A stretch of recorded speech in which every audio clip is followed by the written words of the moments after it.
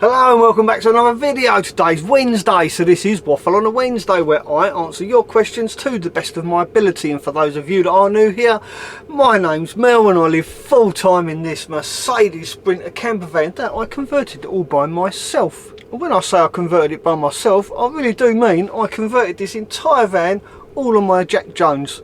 And I've made a ton of videos all about it, so if that's something that interests you, then please do consider subscribing to my channel. Well, like I say, today's Wednesday, so this is where I answer your questions. And if you've got any questions for me, then please do feel free to leave those questions in the comment section of this video. Don't forget to start those questions with a hashtag. That way it makes it a lot easier for me to find your questions so that I can answer them on a Wednesday. Right, with all that said, I do hope you enjoy this video, and if you do, don't forget to give it a thumbs up, and let's crack on with this week's Q&A. Well, straight off the bat, we actually have a question about camper vans.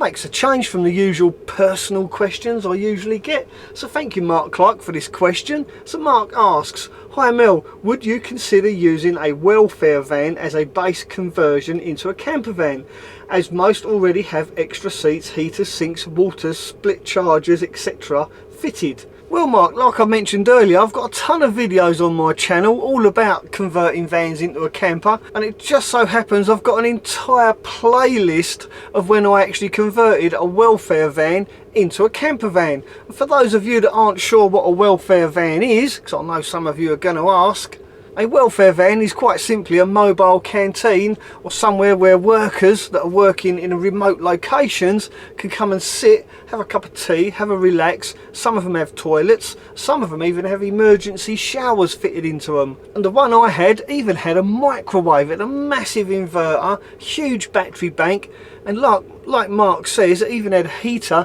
and hot water as well. Although unfortunately most of it didn't work, Mark, so do bear that in mind. Most of these welfare vans that you see come up at auction are at the end of their serviceable life, so a lot of the stuff fitted in those welfare vans doesn't actually work anymore. Although I'm pleased to say the heater actually worked really well with my welfare van, and it was a proper Wabasco heater as well. And for the price I paid for the van, well, it made it more than worthwhile just because it had that heater fitted into it. Although the inverter didn't work anymore and the batteries were completely shot. Although saying that, the microwave worked pretty well and I used it in my house. After I cleaned it, of course. But like you say, Mark, it did have a split charge relay fitted in it as well. It had loads of stuff, loads of extras. And because it was a welfare van, it had a set of crew seats in there, and I took those seats out and gave them to a mechanic friend of mine, and in return he gave my van a good service. So it's a win-win really. And the other benefit, of course, of having a welfare van is that they have windows already installed, usually in the sliding door and the rear quarter panel, and that's another cost saving benefit of having a welfare van. So to answer your question in short, yes, absolutely 100% I would recommend buying a welfare van to convert into a camper van. After all, it makes perfect sense. Thanks for the great question. And for those of you that are interested, I will put a link to the entire playlist of when I converted my welfare van. I hope you enjoy. Hashtag Waffle on a Wednesday, a stove question. Have you thought about adding a kettle to your log burner? I've seen them used on frontier stoves camping, but wondered about using them in a van. Also, did you have any issues with insurance with the burner in the van? And that comes from Ian Walton. Well, Ian, and this is a proper log burner. It only burns log, it's not a multi-fuel, you can't burn coal in it, and it's manufactured in Canada by a company called Cubic Mini Wood Stove. It's a proper wood burner, and for that reason I didn't have any issues getting insurance with my camper van with this stove in it. And I've used a couple of different insurance companies and none of them have had an issue with this wood burner being in my van. Now, to answer your kettle question, yes, I've had a hot kettle on here quite a few times, and I've even cooked food on top of this. It's no problem at all. And it just so happens that Cubic Mini Wood Stoves have just brought out a brand new side container that goes on the side of the van. It's got a tap on the bottom and it draws heat from the side of the stove, and that way you've got hot water on demand, as long as it's full of water, of course. And I was really tempted to buy one, but unfortunately they only do it for this side of the stove, which is where I keep my wood.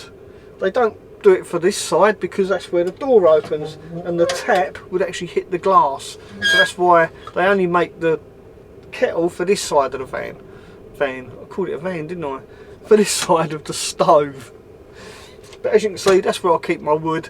But even then, I'm still pretty tempted to get one just to try it out. They're not that expensive, although the shipping costs are. But anyway, thanks for the great question, and I hope that satisfies your curiosity. Hi mate, have you ever considered about having a pet on your travels? Like a dog or a cat? And that comes from Stuart Patterson. Well Stuart, yes, I used to have a dog. I've also had a couple of cats, as some of my early subscribers will know. I used to quite frequently end my video by saying don't forget to subscribe to my channel, and by subscribing to my channel you help me feed a cat. I've got two and they're both hungry, and that's how I used to end my videos. But I have to confess, they weren't actually my cats. I just used to look after them during the day while my landlady was at work. But nevertheless, your subscriptions did help me feed those cats in a roundabout way. But as far as having a dog is concerned, I used to have a dog when I was quite young, and that dog sadly passed away, and I found it absolutely heart-wrenching. I was devastated, and I promised myself then I would never have another dog again for that very reason. It is just so heartbreaking when they die, and I'm sure anyone out there that's lost a dog or a pet can relate to that. So that's why I don't have a dog, and I probably never will have another dog. Hey Mel, quick question. We love a quick question.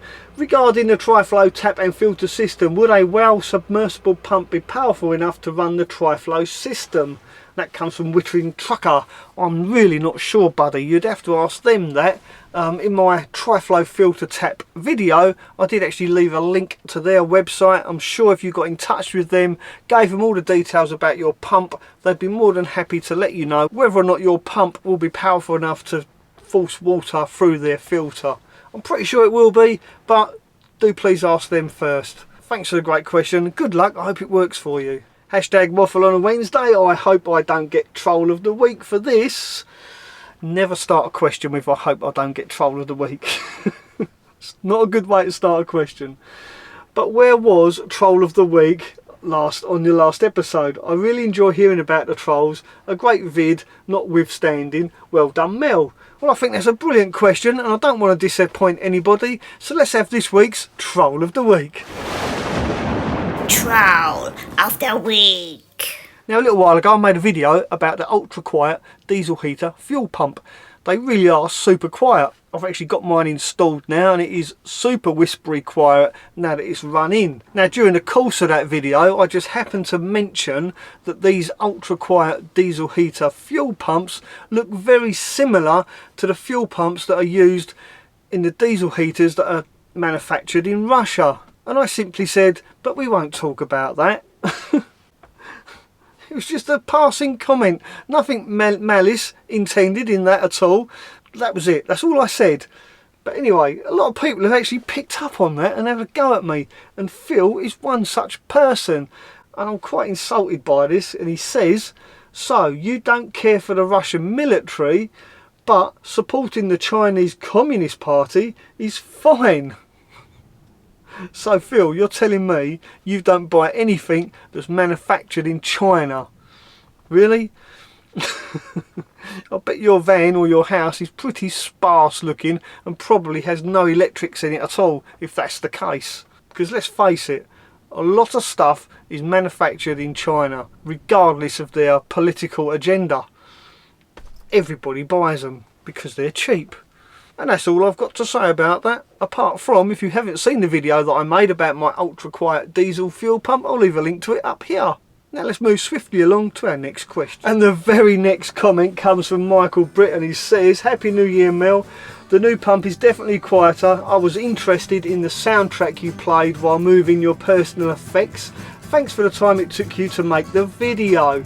Well, you're absolutely welcome, Michael, and if you're interested in any music that I play on my videos, simply Shazam them. There's an app called Shazam. You can download it, put it on any phone, and then when you hear some music you push the button and then it listens to that track for a little while, and then it tells you what that track is. I'm sorry, I can't remember the name of the track that I used in that video, but if you want to watch that video again, then I'll leave a link to it up here for your convenience. Thanks for watching this video. Don't forget to give it a thumbs up, and I'll see you next time. Ta-da for now.